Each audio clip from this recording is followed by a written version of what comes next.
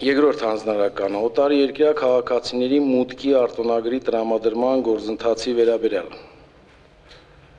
զբոսաշրջության խթանման և զբոսաշրջիկների համար անհարկի բարդություններ, մասնավորապես պետական սահմանի անցման կետերում օտար երկրյա քաղաքացիների մուտքի արտոնագիր տրամադրելիս դիմում հարցաթերթիկների լրացումը, ՀՀ մուտքի վիզայի պետական տուրքի գանձումը բացառապես կանխիկ եղանակով վերացնելու նպատակով հանձնարարում ենք։ Մեկ շաբաթա ժամկետում ՀՀ ոստիկանությանը քննարկելով շահագրգիռ մարմինների հետ ՀՀ կառավարության հաստատմանը ներկայացնել ՀՀ կառավարության 1268N որոշման մեջ փոփոխություն և լրացում կատարելու մասին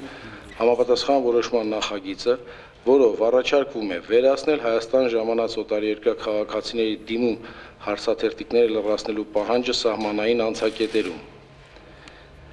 Ֆինանսների նախարարին քննարկել և ներկայացնել համապատասխան առաջարկություն պետական սահմանի անցման կետերում ՀՀ մուտքի վիզայի պետական տուրքի գանձումը նաև անկանխիկ եղանակով իրականացնելու վերաբերյալ։